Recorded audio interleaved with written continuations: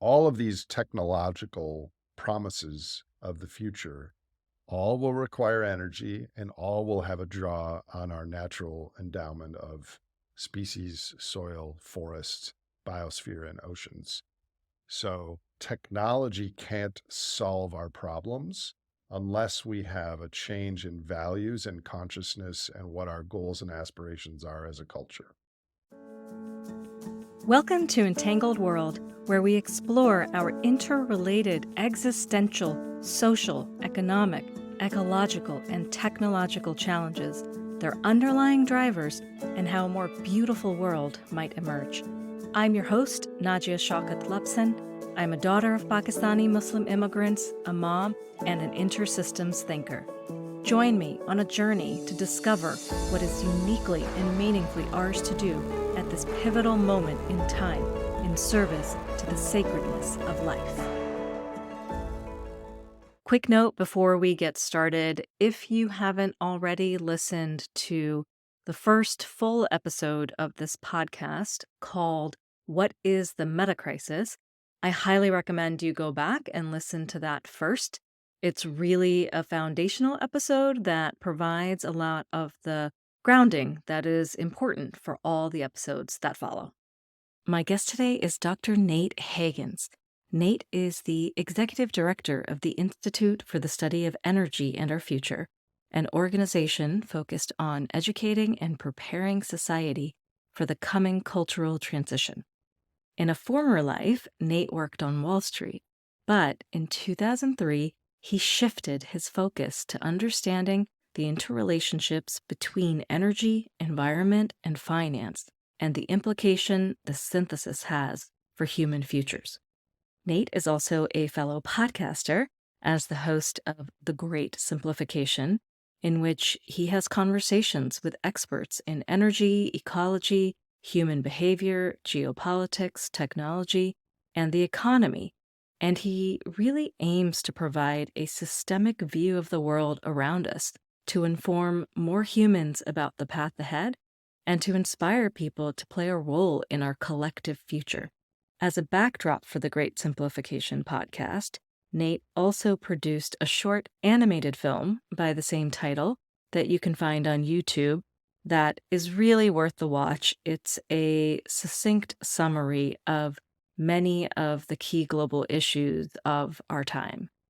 In this episode, we talk about our current collective predicament, especially a way of life built on unsustainable energy consumption, also known as the energy dissipating superorganism of humanity.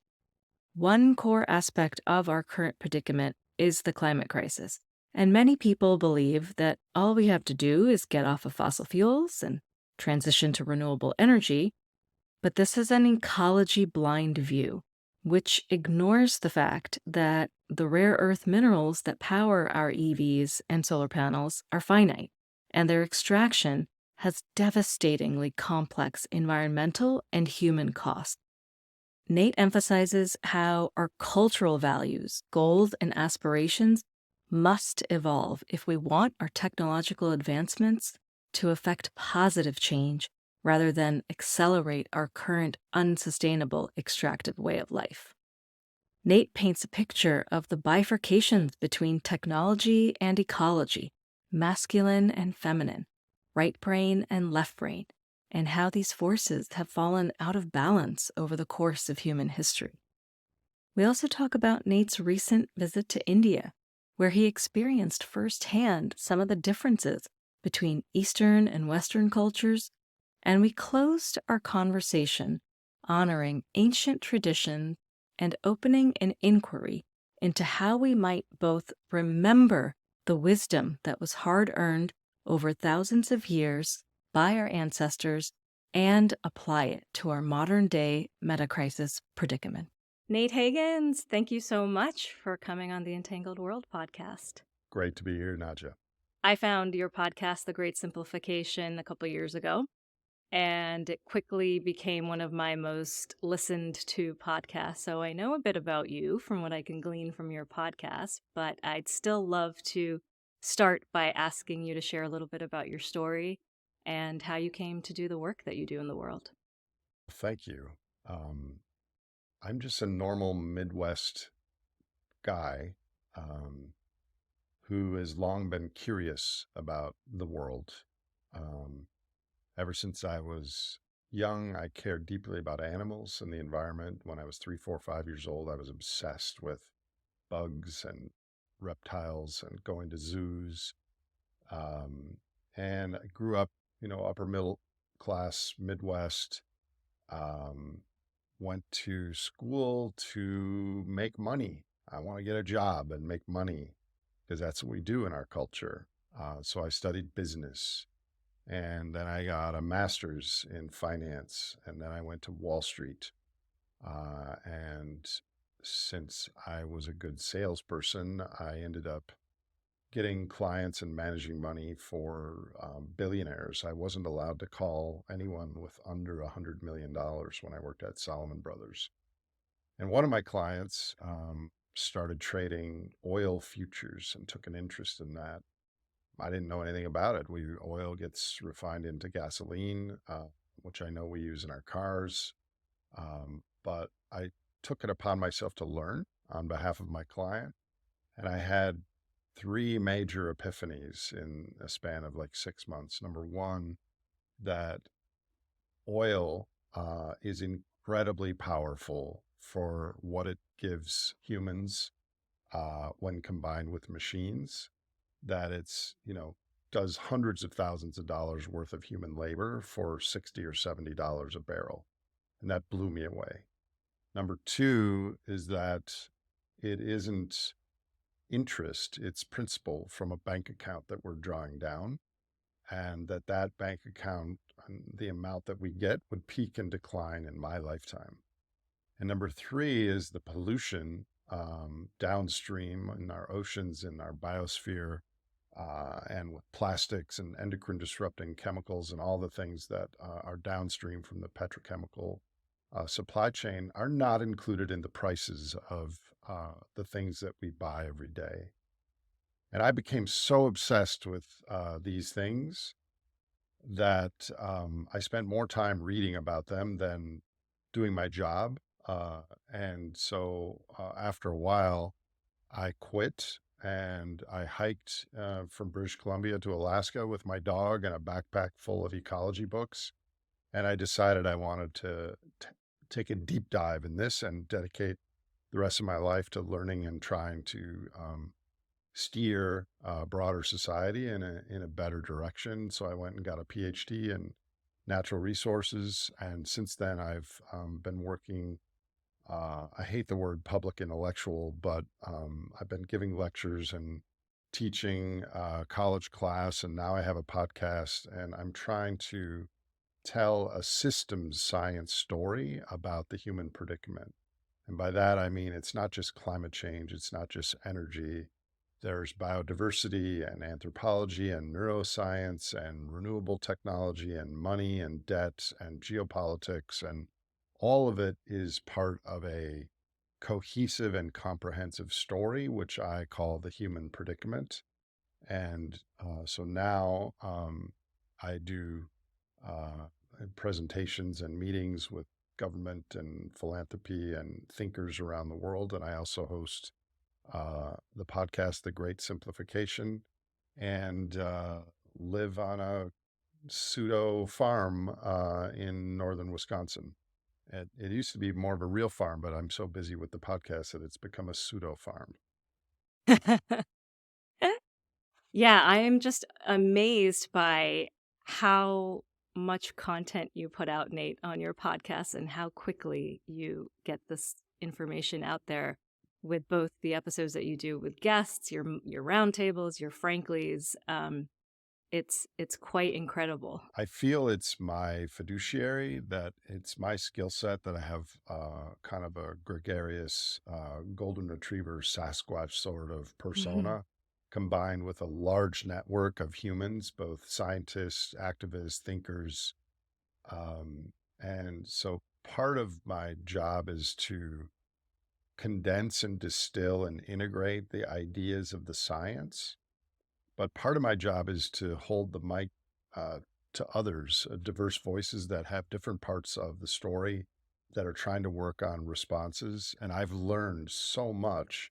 I thought I knew a lot when I started, and now I didn't realize how little I knew from before the podcast. And then lastly, this is this whole meta crisis space. It's complex, it's abstract, it's nuanced. There aren't easy answers. It's not being told on mainstream media. It's a little bit threatening at times. So what I'm trying to do is model how to have conversations about these really difficult societal challenges in a way that is inclusive, respects others, maybe suppresses your identity for the span of an hour to have a real one-on-one conversation with someone who you might Mhm. disagree with, and the like. So it's taken a lot out of me, which is why I recently had to take a break because it's nonstop. Mhm. But especially the Franklies, which are my once a week kind of integration sandbox sort of reflection. I really enjoy putting them together and thinking them up until I put them online, and then people uh, shoot arrows at what they didn't like, which is, that's par for Part the and course parcel with of the the, work. yeah, Yeah. exactly. But then I'm on to the next week. So I'm doing what I'm supposed to be doing with my Gaia given talents. And this is a time that we're alive where we can make a difference towards what happens in the future. And like you, I feel a responsibility to use my time in a way that passes the baton to more humans, to play a role in whatever way their situation or what they care about or what they're seeing allows. You do a beautiful job hosting your podcast.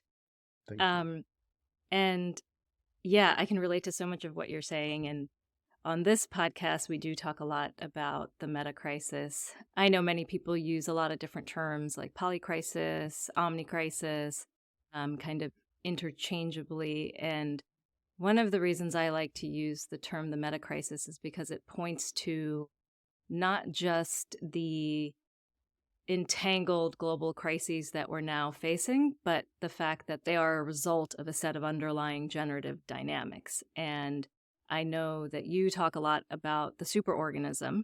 I read your Beyond the Superorganism paper a few months back, and your work, one of the reasons I love your work is it also brings a real systemic lens to examining our crises. And so I'd love for you to just kind of give us a little bit of your summary of the predicament in which life finds itself in now at this moment. So, as I said earlier, a barrel of oil does around 4.5 years worth of yours or my physical labor. But our economic system and our economic classes in business school and in college ignore that. They treat $70 worth of crude oil as $70 worth. What they neglect is that it costs $50 to get out of the ground, and it's worth tens of thousands or more in its combination with machines to support our society. So we have built an entire civilization and expectations of future based on not the interest of something, but the bank account of ancient carbon that we're drawing down millions of times faster than it was sequestered. Energy is required for every single thing in our economic system. And so our culture is energy blind, and our economies are incredibly dependent on energy. In fact, GDP, which is the size and scale of our economic output of goods and services, is 99% correlated to energy consumption. So the broader backdrop is that no one planned this. This isn't anyone's fault, though you could argue some people are currently more responsible than others. But no one 30, 50, 70 years ago said, let's do this. Mhm. So it's an emergent property where we're part of a system that the incentive structure and the prices and the cultural aspirations and goals for most of the humans on the planet today are to go out and do something that is valued by society, and you get paid in a salary or profits if you own a company. And so, as individuals, as families, as small businesses, as corporations, all the way up to nation states, we try to maximize profits. And those profits are highly tethered to this dense, ancient, depleting sunlight and non renewable minerals like lithium or neodymium or copper or things like that. And so we've created this emergent phenomenon that we continually have to maximize profits. And these are tethered to energy. But money is not tethered to energy. We can create money by the governments just issuing credit or by a bank making a loan. So we're creating more and more claims, which are monetary certificates, on an underlying amount of energy and minerals and materials, and an underlying amount of environmental sink capacity. How much carbon can the oceans absorb? How many tree forests can be clear cut? We've already lost 70% of the populations of animals, birds, fish, and insects since I've been on this planet. So all of this economic growth is natural ecosystem shrinkage. And so what we face is that rather than tighten our belts and say, hey, we have to live within our means, we have to respect nature, we have to leave some of these resources for our great, great, great grandchildren. We're pedal to the metal. We create new rules to keep the credit spigot going. We continue to grow. And if that happens, we head towards what I refer to as a Mordor economy, a Mordor civilization from the Lord of the Rings trilogy. And the thinking there is the more that we grow under the current environment and institutional rules, the more of our economy is dedicated towards a mining economy, where a lot more people and resources are used by the mining and extractive sector because we've used the best, we've used the cheapest, and now we have to go after the more expensive, the dirtier, the more costly energy. And we're going to have to spend more of our resources on mitigating environmental damages because of hurricanes and, you know, heat waves and floods and things like that. So if we do have some new technological breakthrough that allows us to have more productivity in the economy going forward, that will likely result in greater environmental harm. And so that's possible. That's option one. Option two is that at this peak of what I refer to the carbon pulse, which is this few 100-year period where human civilizations are drawing down this ancient carbon very, very rapidly, that we are no longer able to maintain and grow productivity in a way to service all the prior financial claims that were created. And then we have like a 1929 Great Depression sort of moment, which I refer to as the Great Simplification, which I named my podcast after. And the reason I called it that in a cutesy sort of way, because I'm simplifying the great issues of our time, trying to condense them and distill them in a way that people can understand. But the real academic reason is that humans historically have solved problems by adding complexity. And when we add complexity to a system, all of the new nodes and rivulets and connections require more energy. And so all of these grandiose plans we have about the future and what technology is going to do for us assume that we're going to have more energy able to support that. And I would argue that, and we could talk about that if you want, that there are many signs that energy in the world, especially in the United States, oil patch is peaking now and will decline in the not too distant future. So a great simplification is the inverse of a great complexification which we've had. And I think it's a fool's errand to say exactly when this would start. And you, as someone who hosts diverse voices from around the world, the great simplification is already here. It's just not evenly distributed. Mhm. Pakistan, Ukraine, Gaza, Afghanistan. There's a lot of places that Lebanon, where this is already, this reality I'm describing is already here. Yeah. Um, so, was that a short enough answer for you? That's perfect. And so one of the things that I've wondered and, kind of given your background, I've wanted to ask you is, would tethering money to something real again create a beneficial change in our economics? And if so, like how would that even come about politically? So, when I lay out the choreography of how energy, money, human behavior, and the environment fit together and what we face, this great simplification or whatever, um, there really are three timelines. And in the longer term, which I think gets to your question, 20, 30, 40, 100 years from now, humans are going to have to live substantially different than they live now. And what does that future look like? And yes, that future, whatever we use for money, if we're wise and don't want to blow a ginormous bubble again, what we use for money should be tethered, have some biophysical link to something productive um, in the physical world, like land Hmm. or energy or something like that. The problem is if we did that now, the amount of land or energy or gold or something physical isn't big enough to back all of the financial claims we have in the world. So that's Mm-hmm. why it's important to talk about the three different timelines.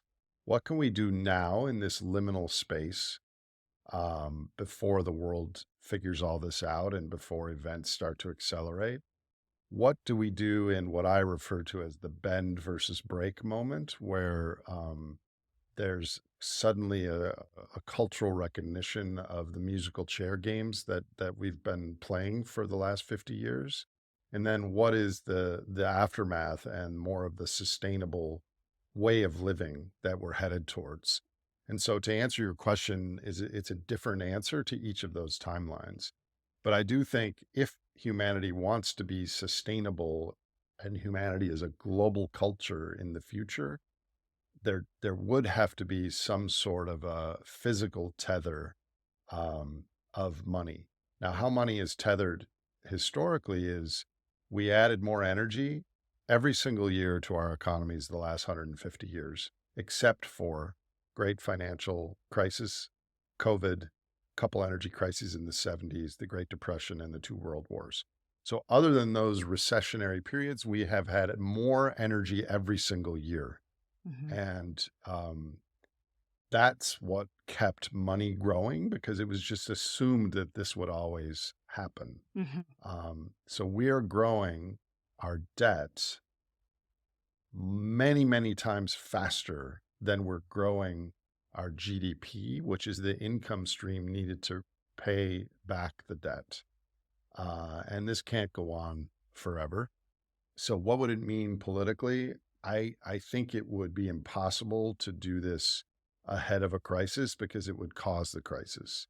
So Yeah. how does it look politically is we have to do scenario planning and think two or three steps ahead and prepare for such an option, such a scenario, and educate policymakers so that they make better decisions and in the broader public, have people start simplifying first and beating the rush. Because for a lot of people, I don't know who your listeners are of Entangled World, but a lot of my listeners live in North America or Europe or Australia, and for them, a reduction of, for not all of them, but for a lot of them, a reduction of complexity in their own life by 30% means they use less energy, they use less money, they have a little bit of a simpler existence, but it makes them more flexible and resilient to what's ahead. So I think we're going to need both top-down and bottom-up response and preparation for that musical chairs moment. Yeah. Yeah. So, some people believe that we will extract all the fossil fuels that are available on Earth, no matter the cost to humans, our society, our environment. You recently did a Frankly talking about some evidence that we've surpassed the November 2018 peak oil moment. And I know there's some funkiness in the data, and interested listeners should go listen to that, frankly. Um, but I have two questions. So, one is, how close are we to running out of fossil fuels that we can economically access? And what does that mean for the average person? Like, why does the average person care about this? So if we have an hour and 20-minute podcast, I could speak for an hour and 20 minutes on that Yeah. question. It's a great question. It's an incredibly important question. We were running out of oil the moment that we drilled the first oil well in 1859 in Pennsylvania. That's when we started to run out, right? Because it Mm. was there and then we started using it. We're nowhere close to running out of oil. In fact, if we passed peak oil in 2018, and what you point out is now various things are included in what we call oil that didn't used to be oil, like ethanol and tar sands and biodiesel and condensate from natural gas drilling, and all those things are now added on to oil. Hmm. Um, but even if we hit peak oil, presumably that means half of it is left. But what you also qualified is economically extractable. We have lots of economically extractable oil left, even. The issue is, let's just say we have 100 million barrels per day today. So, no problem to get 90 million barrels for some time. No problem to get 80 million barrels for a day for 20 years. No problem to have 70 million barrels uh, probably in 20 or 30 years from now, relative to today. The problem is that our economic system requires growth, and oil has been growing continually for the last 100 years. And so if it starts to decline, then our expectations, our financial claims on reality, our wages, our jobs, our profits are at risk because the upward roller coaster that we all been riding starts to go the other direction. That's one problem.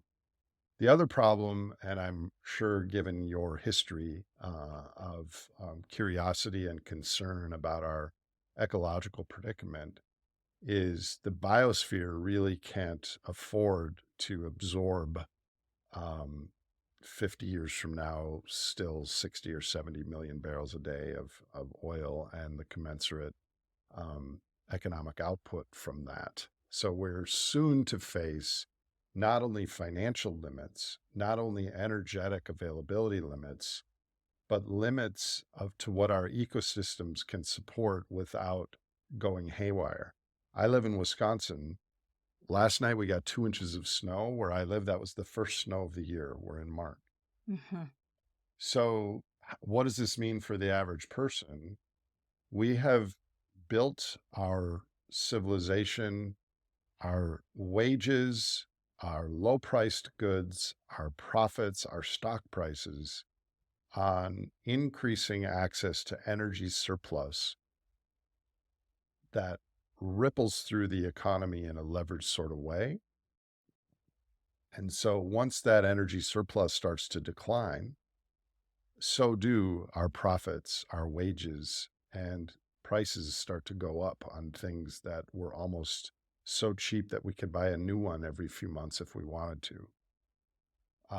Because what has happened is we have combined fossil energy with machines, and the resultant productivity has been indistinguishable from magic on human timescales.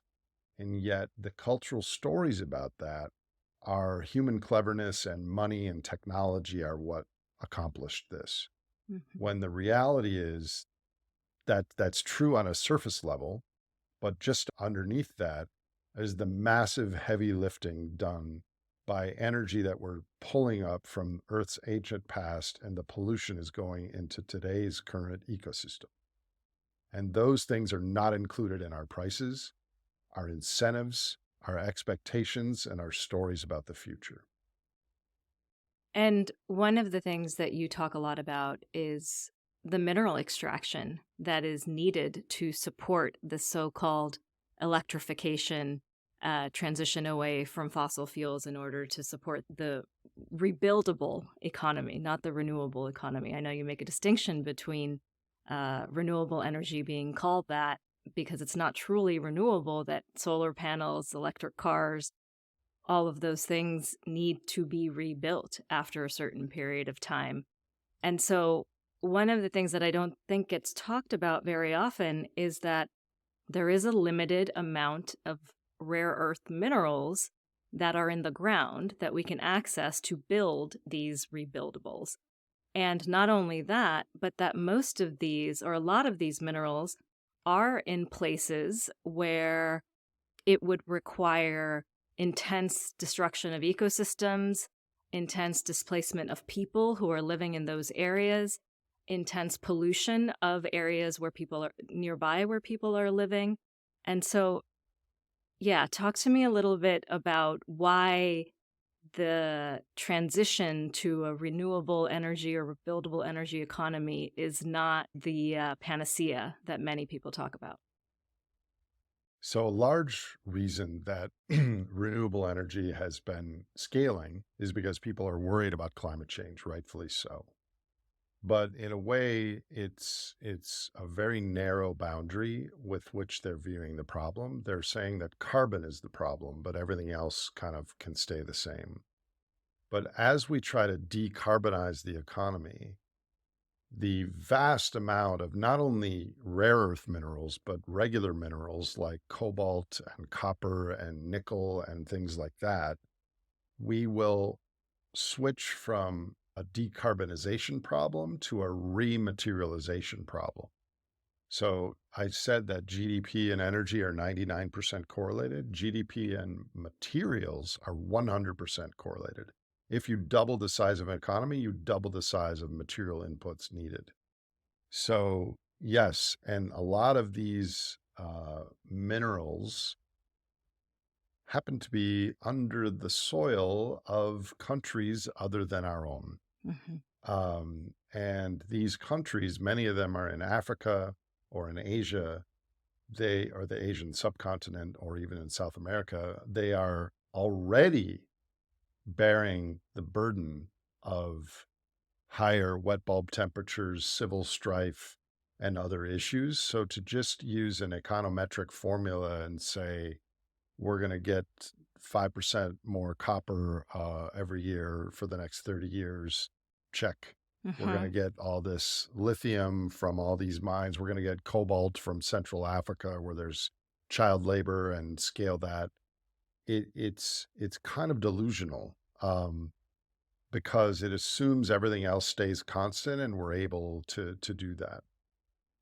You know, the whole electric car thing is you could argue whether electric cars are better for the environment than an internal combustion car, and there's different analyses. But if you take a step back and look at the carbon pulse and the great simplification and the things we were talking about earlier, we're adding 80 million net human babies to the world every year that weigh around 7 pounds. 80 million. We're adding 100 million 3,000 pound vehicles in the form of a EV or a regular car per year to the world. This is not sustainable.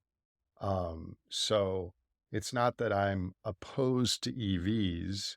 I actually think that longer term, the answers are much different than just shifting the energy input of private transportation vehicles. We're going to need a lot more public transit, a lot more local infrastructure, a lot more bikes and the like, and different sorts of transportation options. But to your deeper question, there's this false labeling of our situation that let's go and get renewable energy. But as you point out, the sun is renewable, the wind is renewable, but the machines that we build to harness them need to be replaced every 10 to 30 years and are no more renewable than a pickup truck. Mhm. So when we use these terms, the terms themselves influence our understanding of the situation. For instance, every week when there's economic reports on Bloomberg, they say the US consumer was strong. Like, Nadia, you and we consume things, but we're much more than consumers, right? Yeah. We're human Yeah. beings. So language is really important Mhm. in our entangled world. Yeah. Yeah, and I don't know if it was one of your episodes that I learned this, but we've used more energy in the last 50 years than humans have used in the last 300,000 years. Yep. And many people believe that the future will be high tech. Um, a lot of parents are wanting their kids to start learning on iPads and Chromebooks before the age of 5. They're looking for schools that teach STEM and have a huge focus on technology. How does this view of a high tech future reconcile with the fact that there are a finite amount of rare earth minerals on the earth to power this high tech future? This is something I just don't understand because there's very smart people that understand this. And so I'd love to hear I your. think um, this is another hour and 20-minute answer.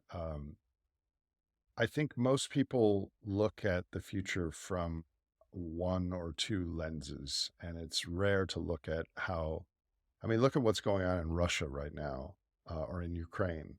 Everyone just assumes that that will fizzle out and resolve the same way as all other things, but it is an existential thing that almost for sure will change everything about our economic system, and we don't think about that because it's really not in front of us every day unless you're living in Ukraine. It's the same thing with energy. A lot of people in Silicon Valley ignore the centrality of energy in some of the things I was saying before. I think it is possible that AI is something new on the block, and that my concern with AI, in addition to the other concerns that are prevalent, is that AI will act as a larger straw.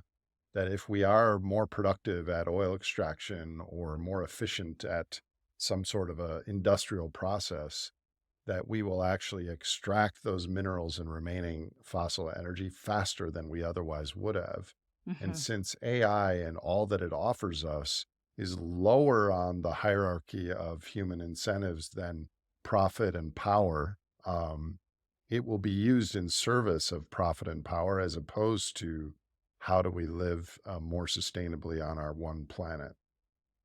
I don't know what's going to happen. I think the most likely case is that AI acts as a great bifurcation device. And a friend of yours, Zach Stein, and I did a podcast last night. He says that AI will increasingly be used to tutor young Mhm. humans, and that they will, in order to save humanity, like using AI to solve the meta Yeah. crisis, we will lose our humanity because so many people will lose the human connection because they're so connected to a machine. And he actually said that we're going to speciate in the next 20 or 30 years, where some of us will be completely connected to the soil and to the ecology and to reality outside, and others will be so completely tethered to machines that they almost become cyborgs. And there's two different classes of humans. That's beyond my ability to predict, but I Mm. do think AI is going to take away a lot of jobs. I think it's going to be a draw on ecosystem services, and I think it is going to really disrupt society in ways that we can't yet foresee. But it uses incredible amounts of energy, and even Elon Musk is talking about it's going AI energy use is going up tenfold every 6 months, which is clearly not sustainable. I don't know enough about it to say, but even Elon Musk is saying we're going to have brownouts and blackouts in the not too distant future because AI will require so much Hmm. energy.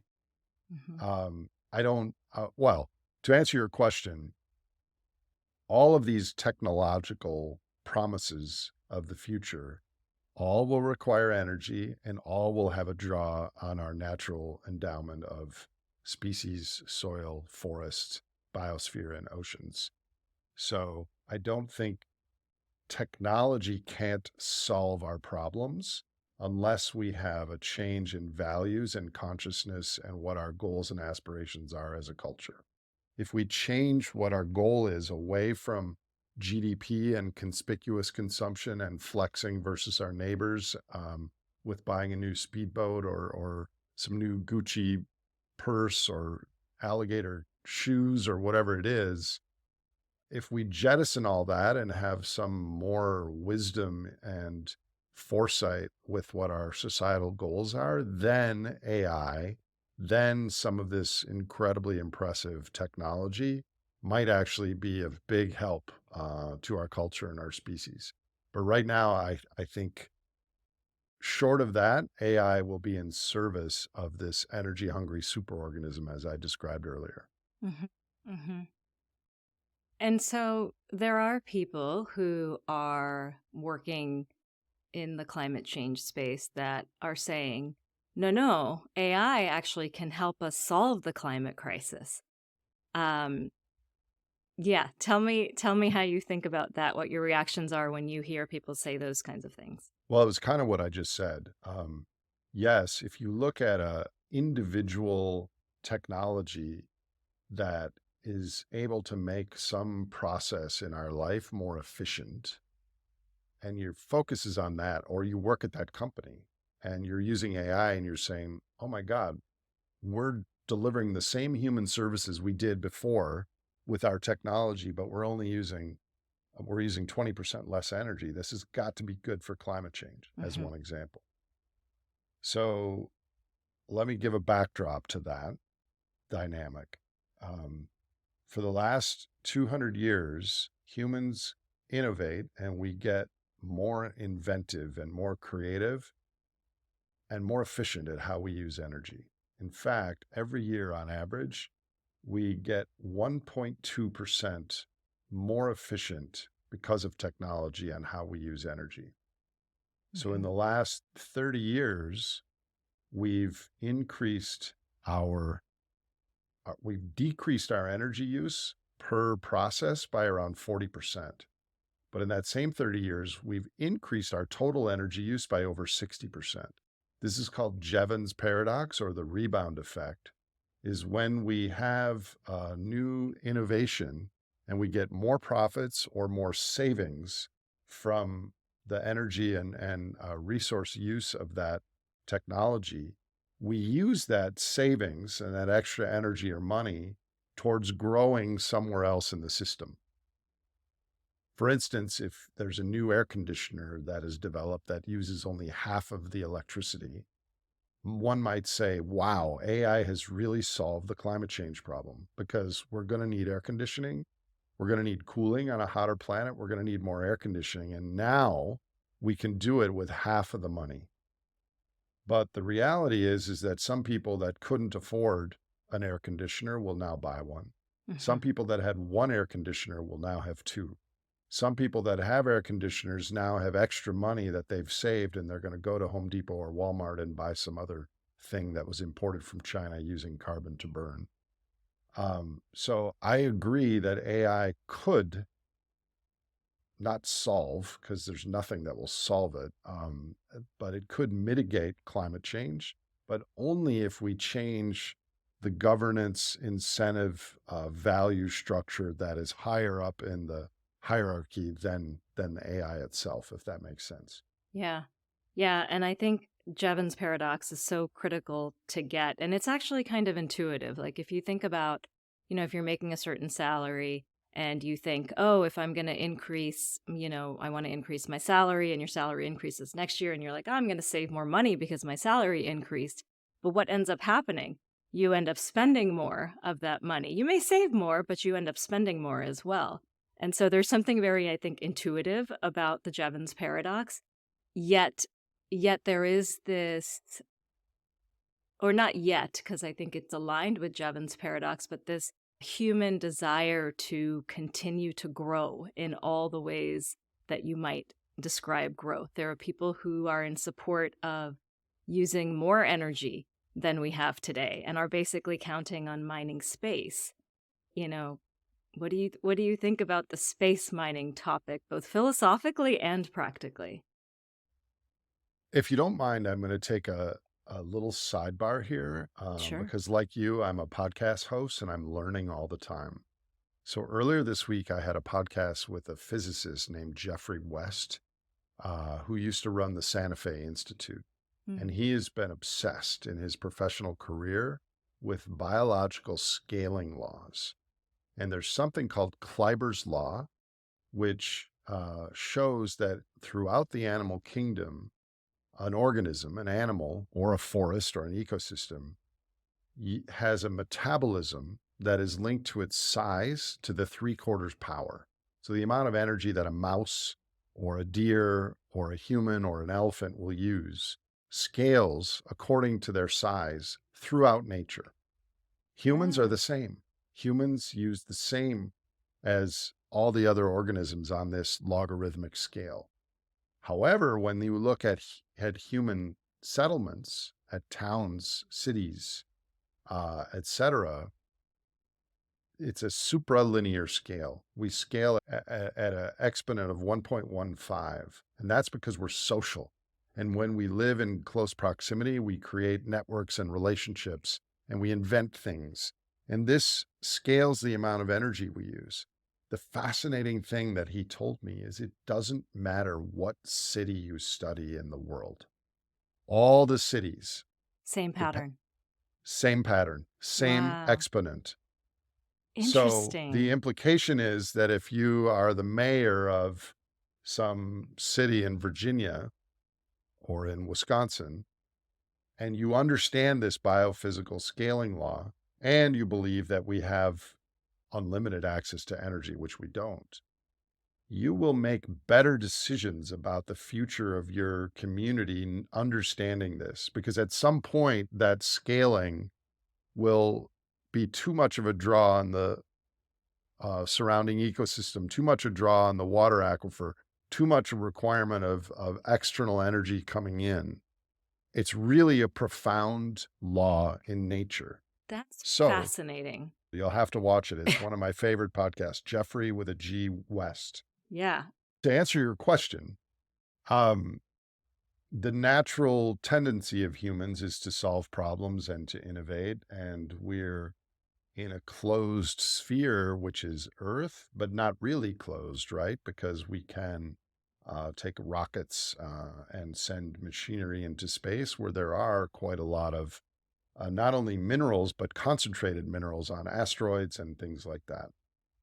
I personally think the complexity of that enterprise, given the fiscal situation of our world, is going to be quite tenuous. But I do think it's possible. And I did have a podcast with a guy named John Robb who does think that we will go into outer space and start to harness the minerals on asteroids, bring them back here, build out in outer space.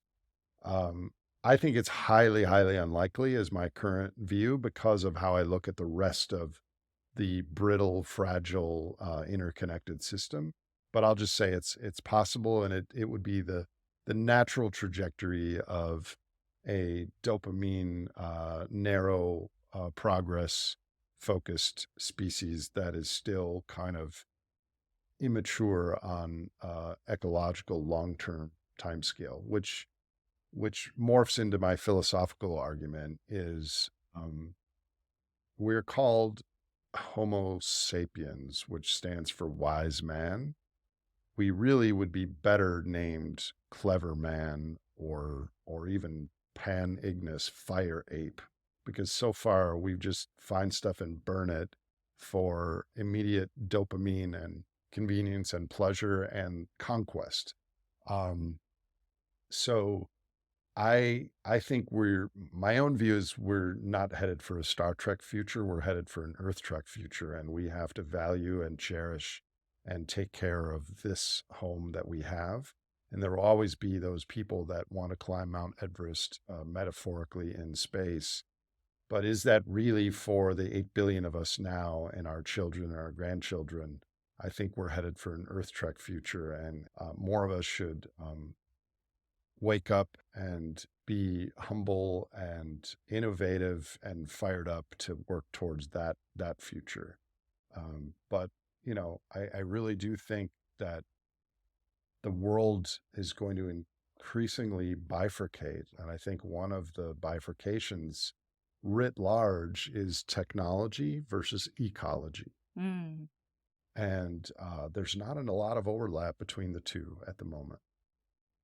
There's something so hubristic about this concept of like humans just continuing to dominate, right? Like, let's outsource the pollution to space. Let's harness the energy of the stars to fuel our continued growth and consumptive lifestyles. Like,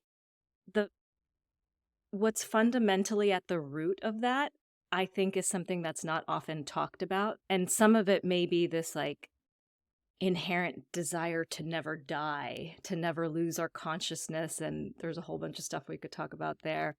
But something that I've been thinking a lot about is this deep, so you're talking about bifurcation, this deep kind of bifurcation, as if humans are separate from all of that which exists, as if we are better than, as if we are in control, as if we have the control to just, geoengineering. We have the concept of geoengineering and being able to control the atmosphere.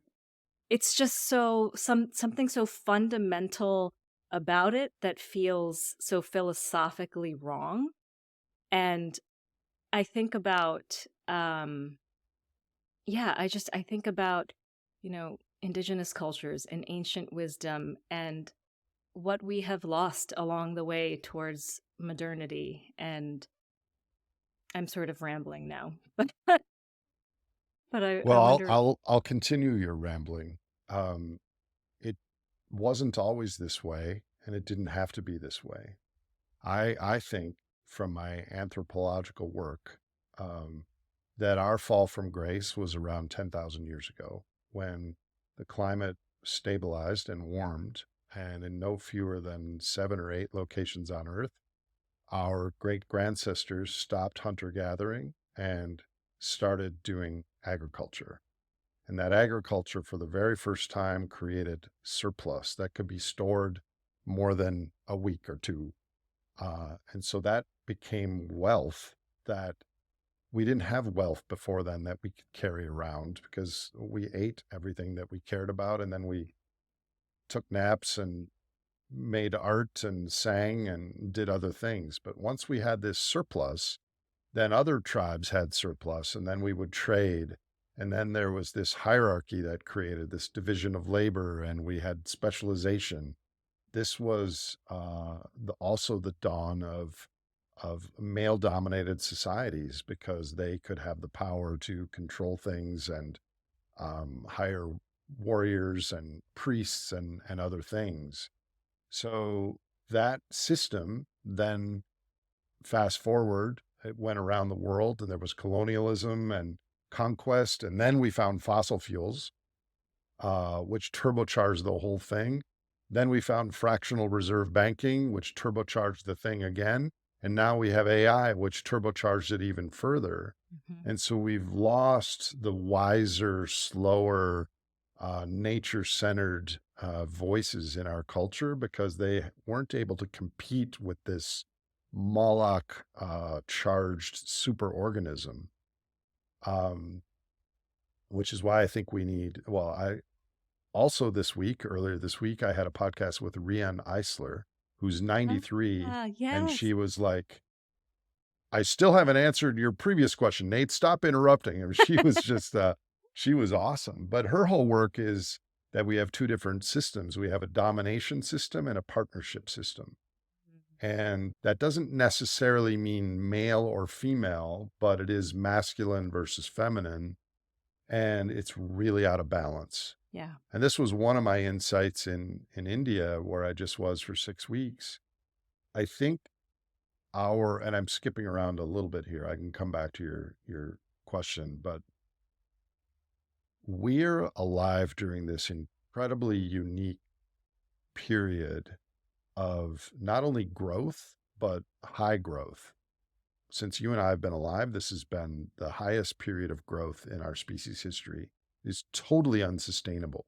But in this period of growth, the natural best qualities of humans, which is cooperation and integrity and care and connection to nature, um, and beauty and personhood and all these things, have kind of been swallowed up by the corporate, your self-worth is actually your net worth. Mm-hmm. And so what we've done is we've moved from our behavioral flexibility of being cooperative or competitive, because both of those are in our genome.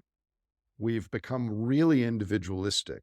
And so we've narrowed the identity of self, when we really need to be expanding the identity of self, to the other people, to the other creatures, to the other generations, because we are all connected. I mean, most people don't even know this. You and I, despite outward phenotypic differences, are 99.9 something genetically related. Mm-hmm. To a bonobo, we're 98.5 genetically related. We're 90% genetically related to a cat, 80% genetically related to a cow, 50% to a mushroom or a fruit fly. We all share a common ancestor on this earth, and most of our domination plans for the future are incredibly anthropocentric. We only think about the humans, as if the other stuff was non-player characters in some video game simulation. So this bums me out, but it also gives me hope that what we're doing now is not who we are. Mm-hmm. This is just how we arrived at this moment. And, the sheer fact that you and I are having this conversation is testament to what lies within us, and what sort of conversations and outcomes are possible. And I don't know what's going to happen. I just deeply resonate with the reality that we are more group oriented and more respectful of nature than our current economic outcomes would suggest. Yeah. And I think what you're sharing about the sort of system having conditioned us in certain ways is something really important, because I think about my son. He's 5 years old. Um, he has always deeply connected with the natural world. He loves being outside. He loves playing in the dirt and being with animals and the birds and the bees and the bugs and the grubs and the roly-polies that he calls them. Oh, that's awesome. The roly-polies. Roly-polies. And I think that's just true for all children. There is this natural sense of real love and joy and connection, and there's a lot of neuroscience about sort of right brain development versus left brain development, particularly when kids are young. And so one of the things that we did, we actually chose to send, we were privileged enough to be able to have a 100% outdoor school, preschool. So Whoa, that's where he is. He's in the woods all day long. that's awesome. Yeah. I, And I it's, wish we had data on, I mean, we probably do, but could you imagine 1,000 kids doing that and 1,000 kids in a concrete classroom nearby, what they're like 20, 30, 40 years later? I bet it would yeah. be significant. Yeah. And it's interesting because I think, a lot of parents I talk to some of them are like, "Oh, that's super cool for preschool, like when they're young." But okay, now he's 5, he's turning 6. He needs to start learning to read. He needs to start learning these things on the computer, and most of the public kindergartens here now have students working on iPads for a certain portion of the day, and um, I'm just like, no, that time will come. That time will come. He will learn those things. Right now, he is building a deep connection to the natural world. He is building social connections. He is playing outside. He is learning how to navigate group dynamics and conflict and all of these things that are just as, if not more important than learning to read and do all the things. And by the way, he's teaching himself those things as well without us sort of explicitly teaching those things. And so um, there is a drive in our culture of around, particularly when it comes to education, like this is what it looks like. And I think fundamentally there are many changes we could make, especially in those early years, that would ultimately condition perhaps a different set of humans that would hold a different set of values. Absolutely. So not only do we need learning, but we need to couple that with unlearning. And a lot of the things we're doing right now are not really helpful for young humans and our future. Giving an iPhone or an iPad to a 13-year-old, the neuroscience equivalent of that is not too different from giving them cocaine. And you were just talking about giving it to a 5 or 6-year-old. I mean, this hijacks the same neural reward hierarchy as hard drugs, dopamine superhighway. And look at all the behavioral problems of teenagers and young adults from screens and from phones. Yeah. I have kind of a hyperactive personality type. Um, I can't imagine what I would have done as a teenager with access to the phones and social media we have today. I would have been completely captured. And therefore, what ends up happening is a lot of young people are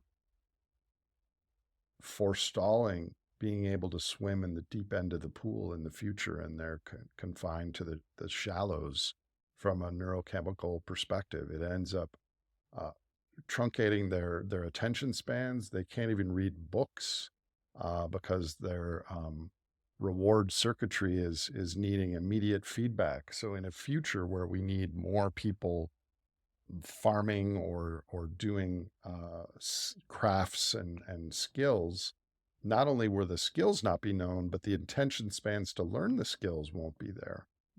So it is something that I worry about. And congratulations for you for being an ecologically systems aware parent for your young son. I was also fortunate to grow up in nature, and my parents were pretty hands off. And I would get home from first, second, third, fourth, fifth grade and go in the woods with my dog and explore. And I think that had a formative effect 40 years later here on, or 50 years later on what I'm doing with my life. Yeah. Yeah. Yeah, it's something I worry a lot about, particularly the technology aspect of things. And we're trying to navigate our way through because yet he is living in this society. And yet, so this question of how, as a parent, do I prepare my young child for what is coming in the next few decades is one that is very alive and present for me. And so I wonder, and I think perhaps isn't for many other parents who don't yet quite understand the meta crisis or the Great Simplification, but what might you say to parents maybe who don't understand what's coming about how to raise and educate their children to to prepare for it, to be able to contribute to it, to be able to navigate it? It's a real puzzle because, in the same way that our historical economic superorganism has outcompeted um, indigenous cultures that had more wisdom and constraint, our current system is pulling parents towards the fancy gadget and computer programming and want to be the next crypto bro or all these technological devices, which all need energy, by the way, versus more of the things that you're doing with your son, which are slower, more right brain oriented. But the fear is that if I teach my kid how to be wholesome and know skills and respect nature and all this, is he going to have a job in this high tech culture? And maybe he needs to learn both, and we don't have time or resources to learn both. And it's a real tug of war on prioritizing. I Yeah. come down that we need to have healthy, behaviorally stacked human beings, and then that comes first. Yeah. Psychologically, spiritually, physically healthy humans, and then let them choose which path they want to specialize in, depending on their own passions and interests. But Yeah. this technology is hijacking the ability to have those healthy humans in a lot of cases. Yeah. Well, I won't spend too much time on the parenting conversation. There's so much we could talk about there, but Well, I could talk about parenting dogs and ducks because I have no children, but I do have around 300 former students when I was a college teacher. And so I'm their cultural parent, but I have a lot of respect for parents because it can't be an easy job, especially today. yeah.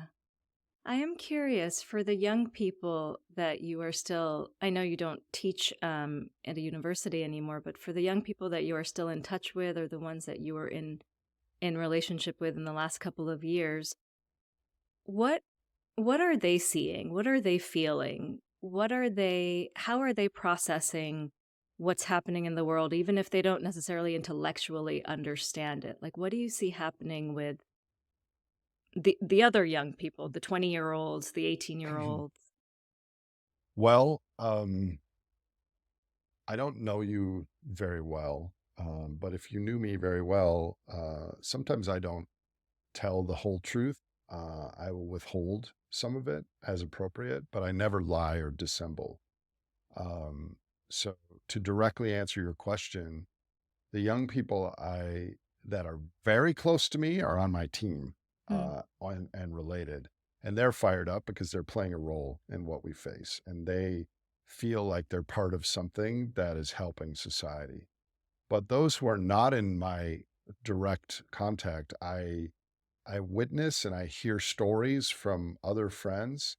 They're incredibly despondent young people today.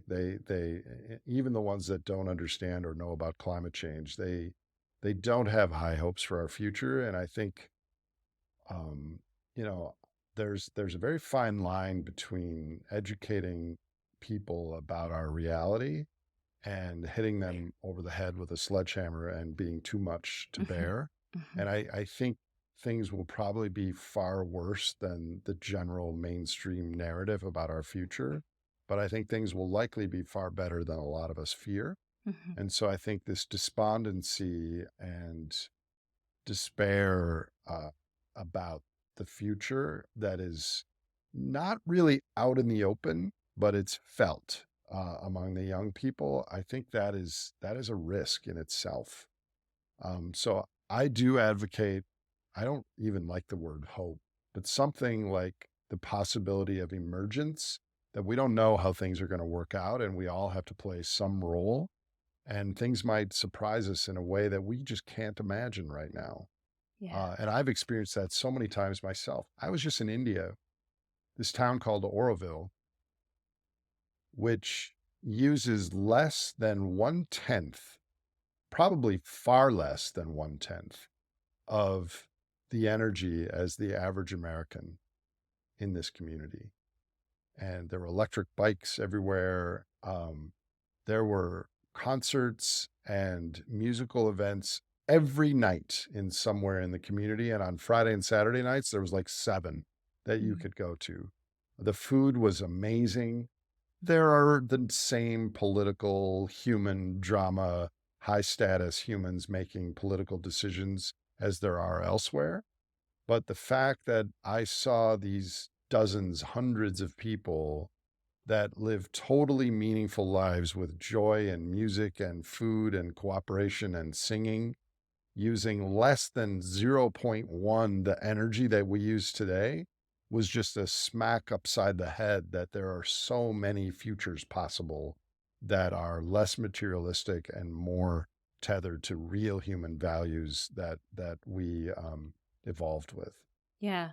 I think this is such an important point because I think often this conversation can sometimes be perceived to be as if we're asking people to sacrifice, like as if we're asking people to reduce their happiness. And I actually think that many people kind of intuitively know that when they simplify their lives, that the moments of happiness have not come from the things that they've amassed, but it's come from those deep conversations with friends or those backyard dinners, laughing and joking and playing a board game or telling stupid jokes or whatever it is.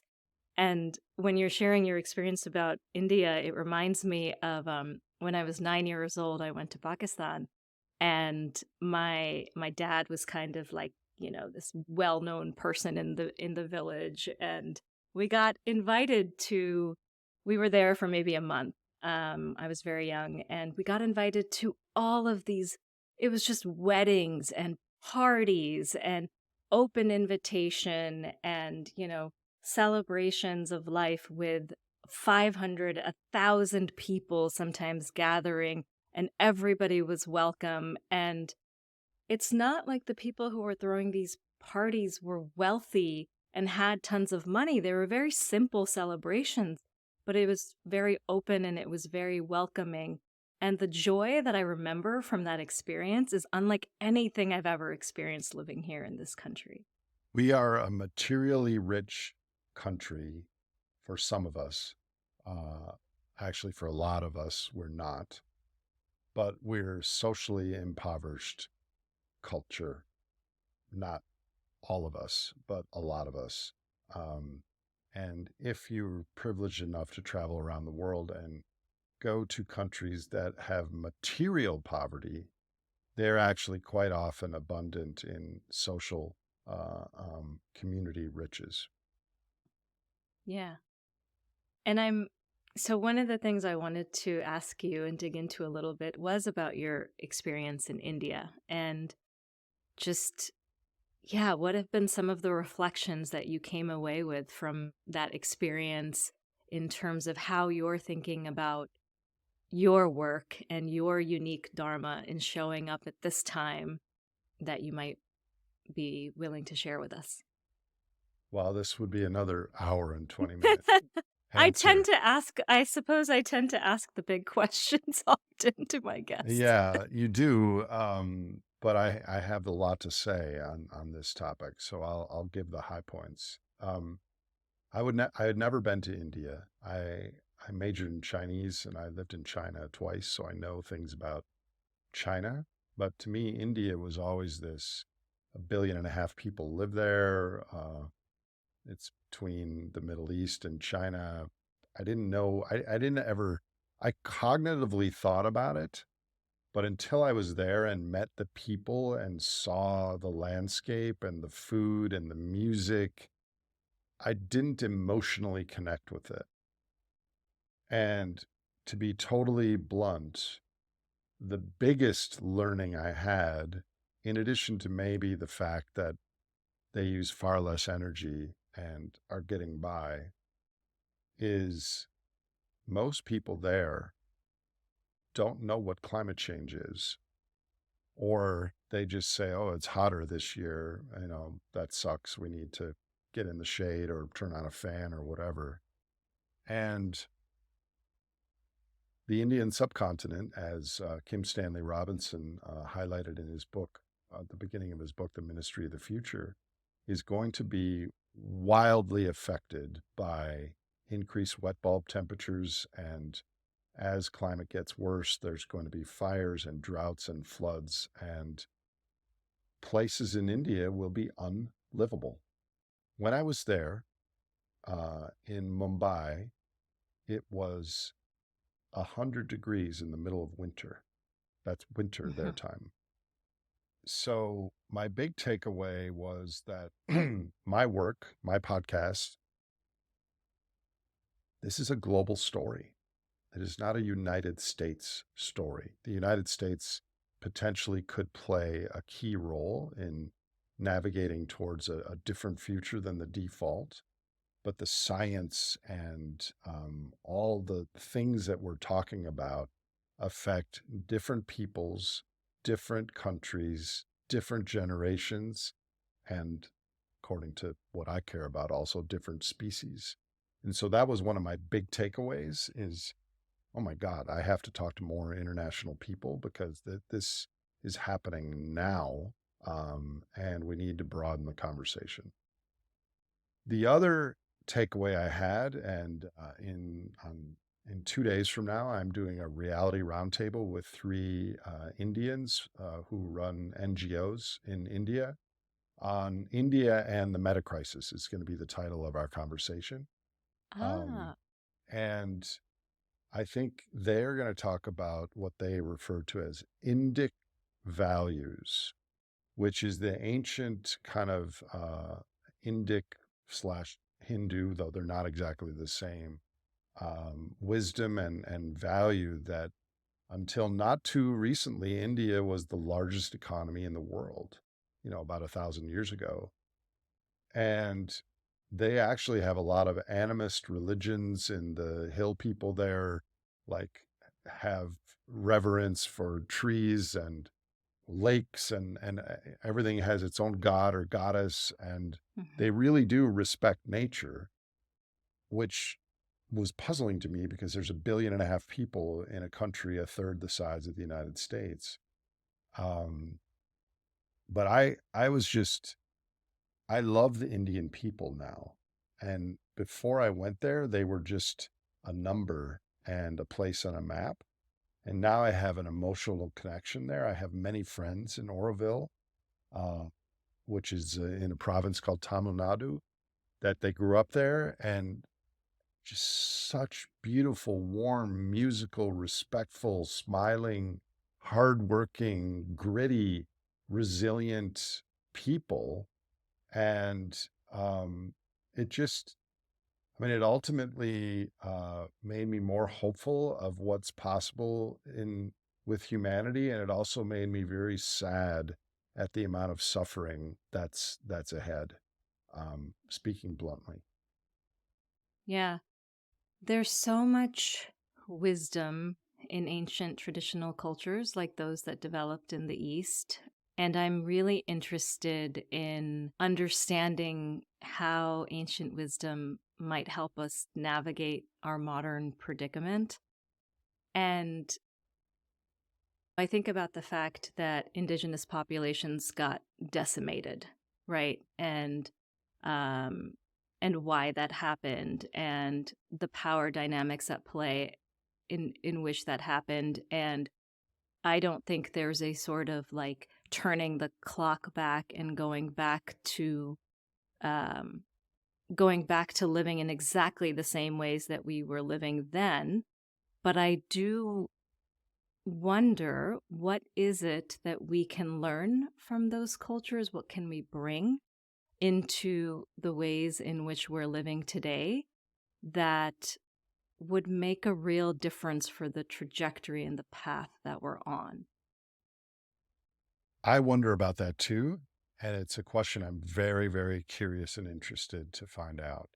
I think the big learning is that they highlight and value community more than stuff on a relative basis. There are certainly people in those cultures that still value stuff over community, but because they don't have as much access on average to material stuff, community becomes much more important and central. And I think that's something that we can learn. I actually think that the nonviolence movement that was associated with Gandhi's repelling of the British colonial presence. I mean, there's a chance, and I'm going to ask this of my guests in 2 days. There's a chance that we could apply that at a Gaia-like scale and a nonviolence sort of way against the superorganism. I just don't have enough expertise on this, Nadia, to say. But I had Ian McGilchrist on my show. What a wonderful, beautiful man. And he talked a lot about how our right brain, which you could say is synonymous with wider boundary, more wisdom, more indigenous, more feminine thinking, has been hijacked by the technology, dopamine, novelty, progress, left brain. And I think, and probably the self-selected viewers of Entangled World feel that this is happening. And there's a yearning for going more towards a holistic, more right brain, wider boundary, respect, tethered to nature. We don't know how to get there, but maybe we can learn from those cultures that have been valuing that all the way through and have just been marginalized because they were either in the way or not contributing to the economic superorganism.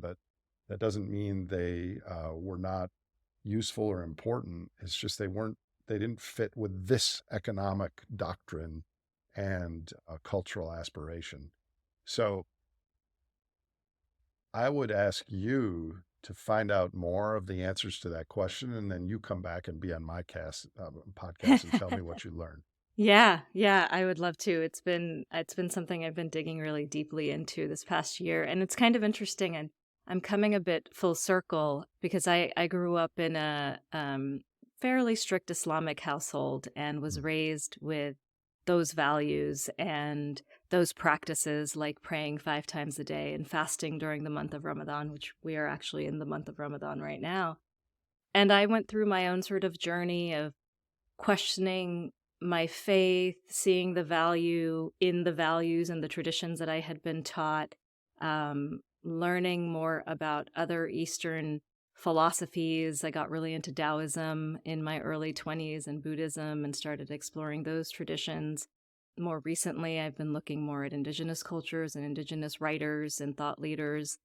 And more recently, I've also kind of come back now to Sufism and Islamic mysticism, which I didn't learn much about growing up because that wasn't the sort of version of Islam that was practiced in my household. But it's so fascinating to kind of having been raised in a certain way, now exploring these different traditions, having learned about kind of systems thinking and systems ecology and the natural evolution of life and some of these more scientific principles, and then seeing what some of the mystics talked about thousands of years ago and how much similarity there is to be found there. And so to me, that points towards the direction of the wisdom that is from many different angles, right? The thing that can be seen or perceived through many different paths and many different ways. Absolutely. Yeah.